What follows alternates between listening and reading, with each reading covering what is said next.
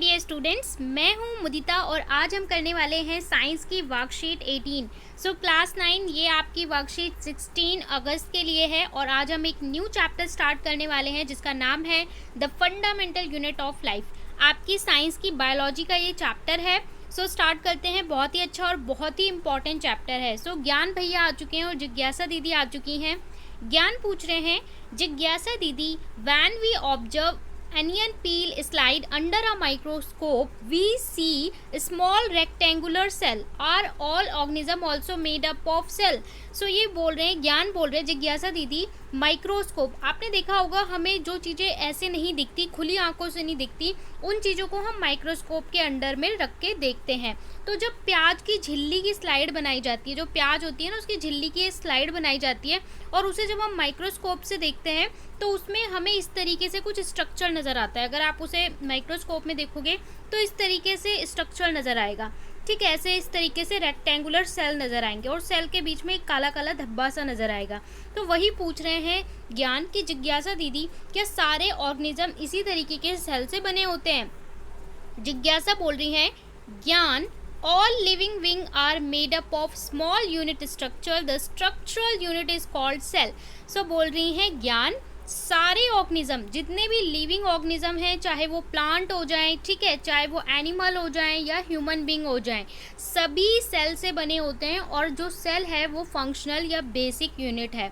Cell is the basic functional and structural unit of life because of the functional and structure of living being are performed by on the basis of living being organism are two type। जितने भी इंसान या जितने भी living being बने हुए हैं वो सेल से ही बने हुए हैं और इन सेल को हम इन ऑर्गेनिजम्स को, जितने भी जीव हैं, इनको हम दो भागों में बांट सकते हैं, unicellular and multi cellular.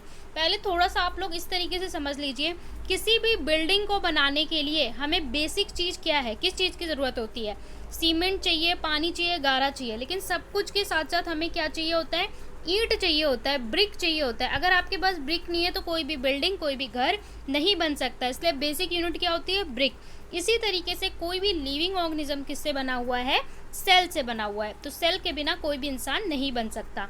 Cell से बनता है टिश्यू, टिश्यू से ऑर्गन, ऑर्गन से ऑर्गन सिस्टम और इसके बाद हम पूरे ह्यूमन बीइंग। ओके, अब यूनिसेलुलर और मल्टी सेलुलर का क्या मतलब है? ऐसे ऑर्गेनिज्म जो एक ही सेल से बने हो, made up of single cell, मतलब एक ही सेल से कोई ऑर्गेनिज्म बना हो, उसे हम क्या बोलते हैं? यूनिसेलुलर। इसका एग्जांपल होता है एमीबा, बैक्टीरिया और पैरामीशियम। दूसरा है multi cellular organism. Multi cellular organism कौन से होते हैं? Many cell group together to perform different activity. बहुत सारे हमारे डिफरेंट एक्टिविटी को परफॉर्म करने के लिए बहुत सारे सेल से बने होते हैं। जैसे सेल, सेल से टिश्यू, टिश्यू से ऑर्गन, ऑर्गन से ऑर्गन सिस्टम। जैसे प्लांट्स या एनिमल्स, हम लोग कॉम्प्लेक्स हैं। हमारी बॉडी को काम करने के लिए, बहुत सारे फंक्शंस करने के लिए अलग अलग पार्ट्स की ज़रूरत होती है, जिसकी वजह से हम क्या हैं? मल्टी सेलुलर हैं। अब फिर से ज्ञान पूछ रहे हैं, दीदी, are all cell of same kind? क्या सारे सेल्स सेम ही तरह के होते हैं? तो बोल रही हैं, no Gyan, on the basis of basic structure cell are two type. Cell हमारे दो तरह के होते हैं बेसिक स्ट्रक्चर के हिसाब से, एक प्रोकैरियोटिक, एक यूकैरियोटिक। प्रोकैरियोटिक का मतलब होता है these are simple cell, the nuclear membrane is absent. Nuclear membrane क्या होती है ये आपको तब समझ में आएगा जब आप सेल का स्ट्रक्चर पढ़ोगे। इस तरीके से सेल होता है, सेल के अंदर बीच में होता है जो पोर्शन डार्क कलर का, उसको हम बोलते हैं न्यूक्लियस। और ये बाहर जो सेल होता है इसकी भी एक मेम्ब्रेन होती है, लेयर होती है, उसको हम बोलते हैं सेल मेम्ब्रेन। और ये जो न्यूक्लियस होता है इसके बाहर भी एक परत होती है, उसको हम बोलते हैं न्यूक्लियर मेम्ब्रेन।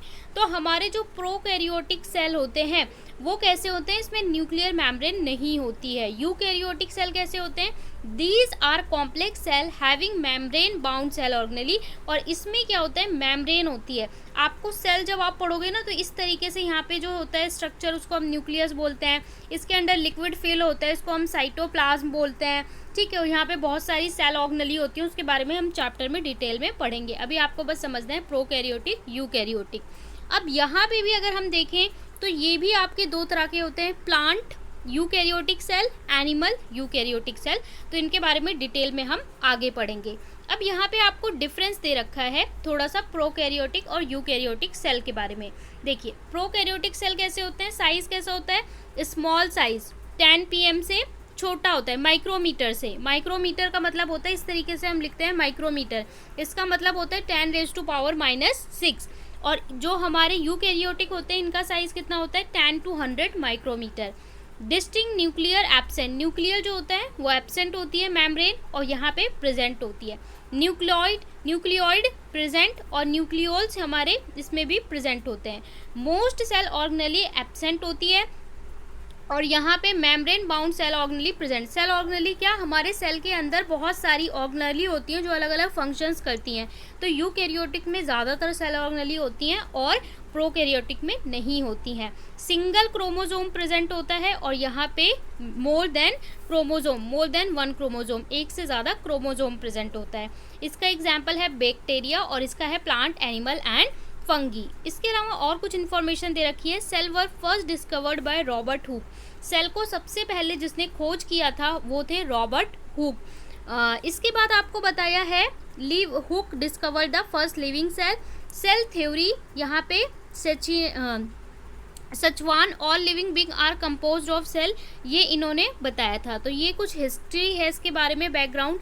अगर आप माइक्रोस्कोप को देखना चाहें तो इस तरीके से माइक्रोस्कोप का डायग्राम होता है और यहाँ पे रख के हम किसी भी चीज़ को ऊपर लेंस की मदद से देखते हैं तो हम किसी भी चीज़ को, स्लाइड को बहुत ही क्लियरली समझ सकते हैं। अब यहाँ पे क्वेश्चन पूछा है define cell, differentiate between prokaryotic and eukaryotic cell, who discover cell first and what are unicellular and multicellular organism, give with suitable example. चलिए सॉल्यूशन देख लेते हैं। फर्स्ट क्वेश्चन में बोला है डिफाइन सेल, सेल को डिफाइन करिए। Cell is the basic functional and structural unit of life, life की बेसिक फंक्शनल और स्ट्रक्चरल यूनिट होती है। क्यों? क्योंकि कोई भी जो फंक्शन होता है बॉडी का वो किसके द्वारा परफॉर्म किया जाता है, सेल के द्वारा। तो ये आपका फर्स्ट आंसर है। सेकेंड में बोला है कि आपको डिफ्रेंशिएट करना है प्रोकैरियोटिक एंड यूकैरियोटिक सेल। तो यहाँ पे आप डिफ्रेंशिएट कर लोगे कि स्मॉल साइज होता है कितना, -10 माइक्रोमीटर और यहाँ पे कितना है 10 to 100 माइक्रोमीटर्स। और यहाँ पे न्यूक्लियस जो होता है, जो न्यूक्लियर मेम्ब्रेन है वो एब्सेंट होती है, यहाँ पे प्रेजेंट होती है। न्यूक्लियोइड आपका प्रेजेंट होता है और यहाँ पे न्यूक्लियोल्स आपके प्रेजेंट होते हैं। मोस्ट सेल ऑर्गेनेली एब्सेंट, यहाँ पे ज़्यादातर सेल ऑर्गेनेली एब्सेंट होती हैं, यहाँ पे प्रेजेंट होती हैं। सिंगल क्रोमोजोम होता है और यहाँ पे एक से ज़्यादा क्रोमोजोम होते हैं। एग्जाम्पल बैक्टीरिया, प्लांट, एनिमल और फंगी।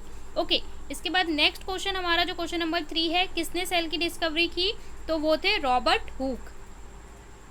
फोर्थ में बोला है what are the unicellular and multicellular. तो unicellular organism made up of single cell, example है अमीबा, बैक्टीरिया। और multicellular organism made up of group of cell, group of cell से मिलकर बने होते हैं, उन्हें हम मल्टीसेलुलर बोलते हैं, जैसे प्लांट, एनिमल एंड फंगाई। तो ये आपके चारों क्वेश्चन हैं। आई होप आपको वर्कशीट क्लियरली समझ में आई हो। चैनल को ज़रूर सब्सक्राइब करें और लाइक, शेयर, कमेंट करना ना भूलें।